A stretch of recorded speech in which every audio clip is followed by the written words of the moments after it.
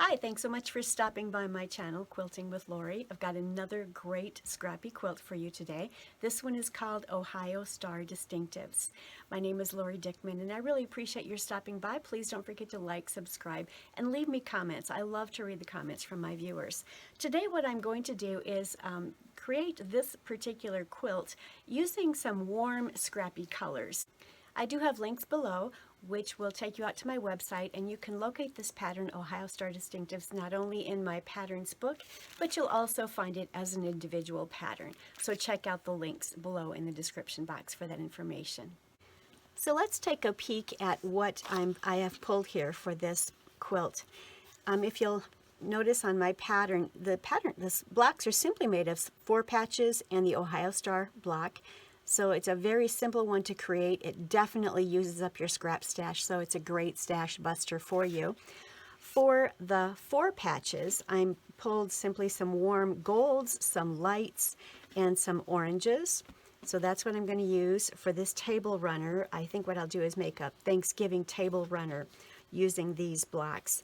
So I'm going to use these colors for those 4 patches. For my Ohio Star block, what I'm going to use are these lights for the corner squares. These golds are going to be the center of the Ohio Star.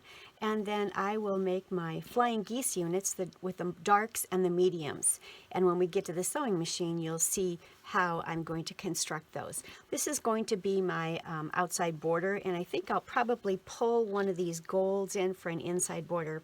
Not sure yet. I may change my mind on that, but we'll see once I get the center of this table runner done. Now let's head to the sewing machine. So the first thing I'm going to do is lay aside the squares that I'll be using for the Ohio Star block. And now I want to decide how I'm going to put some 4 patches together for my table runner. I'm going to use the lights and the oranges and the golds as I put my 4 patches together. In the pattern, you'll notice that the 4 patches are put together with a yellow and a purple and the lights, and some of them are just the yellows and the lights. And it just depends on where they're laying or positioned around the quilt. The 4 patches that are positioned around the center 2 Ohio Stars have their yellows focusing in on those center. And then the lavender 4 patches are out in the outside corners. Here's a layout of that quilt so you can see how it's laid out. I'm going to do a table runner, which means that my 4 patches are going to look a little bit different because I want to use an orange and a gold with each of my 4 patch units. So I've decided I am going to put together 2 4-patch units for my table runner, and these are the colors of the squares that I'm using. These squares are each 6.5 inches, and they'll finish at 6 inches once it's all in the block. But at this point, they're 6.5 inch squares from my scraps. So I'm going to go ahead and put those together, and you'll see the resulting 4 patches in just a moment.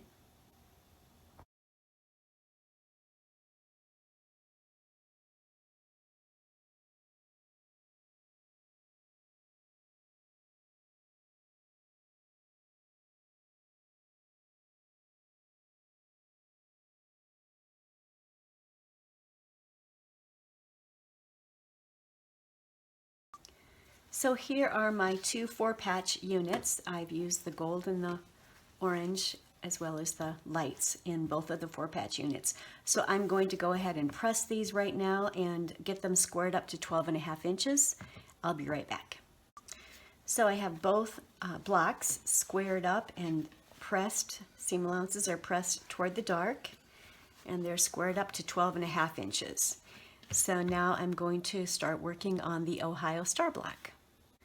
So to make the Ohio Star block and to make our flying geese units, first of all, what we're going to do is take all of our 5.5 inch squares and cut them once on the diagonal. And I've done that with a couple of these already. So I've cut them once on the diagonal to create these larger triangles. I've also taken the 4-inch squares and I've cut them once on the diagonal. And here's how we're going to put the flying geese units together. You'll take a large triangle, which you obtained from cutting the 5.5-inch square once on the diagonal, and then you'll take the smaller triangles, which you obtained from cutting the 4-inch squares once on the diagonal, and you're going to align them around the outside edges of this triangle to obtain your flying geese unit. A simple way to ensure that it goes together well is when you start sewing, take this small triangle, flip it down on the unit so that it's even down here, and then sew your 1/4-inch seam allowance there, and then you'll press it up and away, and then you'll flip this one down so that the bottom is perfectly even down here, and you'll sew your 1/4-inch seam allowance there. So let me do that for you.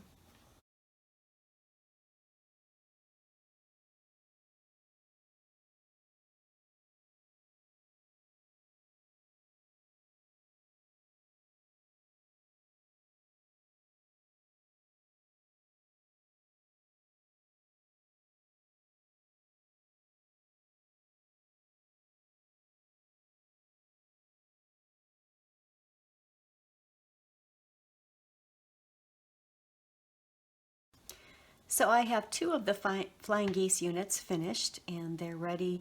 I've got to make 2 more so that it will encircle the center of the Ohio Star block. So now you'll see that I have one of my Ohio Star block squares and flying geese units all put together. So we have the 6.5-inch center square for the star, and then each of the flying geese units had to be squared up to 3.5 by 6.5. So I've got 4 of those units, and then I have 3.5-inch squares for these outer 4 corners. And I'm simply going to put them together in rows. Basically, it's a 9-patch is what I'll do. I'll put this together in rows. So I'm making 3 of these blocks, of the Ohio Star blocks, for my table runner, and 2 of the 4-patch units. So let me put this together, and I'll be right back.